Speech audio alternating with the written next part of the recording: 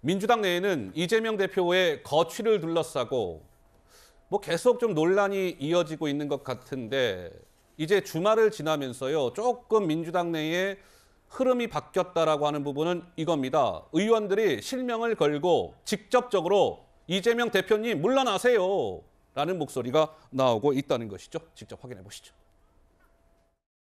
민주당이 지금 겪고 있는 이 검은 먹구름은 1차적으로는 이재명 대표의 사법적 의혹에 따른 그 리스크 부담을 당이 송두리째 떠안고 있지 않습니까? 네. 이재명 대표가 잠시 뒤로 좀 물러서는 것이 당을 위해서나 이재명 대표를 위해서나 표적을 피할 수 있으니까. 방탄정당, 사당 혹은 팬덤 정당의 우려 또는 그런 공격을 넘어설 수 있는 대안과 전략을 제시하고 그게 지금 민생 행보 아닙니까? 근데 그게 안 먹히잖아요. 해보니까 안 되더라. 그래서 당대표 물러나겠다. 그것도 있을 수 있는 얘기예요. 이재명 당대표께서 지난 8개월간 보여준 모습은 국민을 위한 정당의 대표도 당원을 위한 정당의 대표도 아니었습니다.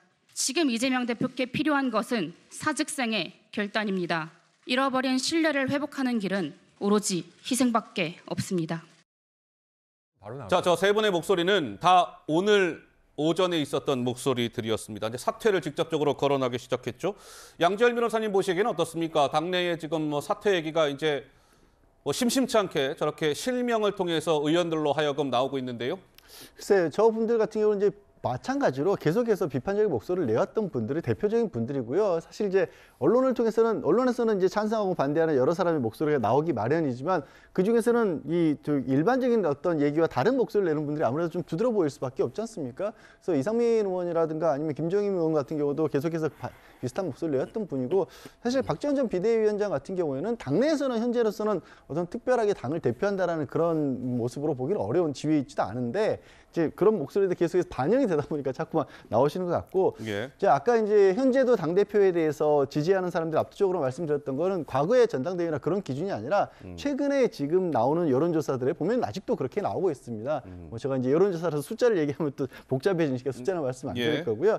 그리고 이제 이재명 대표가 본인의 지지층들에게 내는 메시지와 관련해서 지금 현재 민주당에서 지지하는 분들하고 당대표라든가 당의 국회의원들하고 관계 같은 경우에는 정치인이 어떤 메시지를 냈었을 때 그걸 따른다라기보다는 오히려 반대로 지지자들이 일부 정치인들에게는 본인의 요구하고자 하는 바들, 본인들이 요구하는 걸 관철시키는 쪽으로도 움직이는 상호작용을 하고 있거든요. 그래서 모든 걸 다 이재명 대표가 책임져야 된다거나 그렇다고 해서 지지자들이 다 모든 것을 다 잘한다 이런 것들은 아닌데 이렇게 시끄러운 상황인 것만은 맞는데 그렇다고 해서 제가 아까 말씀드린 것처럼 그게 민주당 전체의 어떤 모습, 대표적인 모습이라고 보기는 어렵다라는 겁니다. 알겠습니다.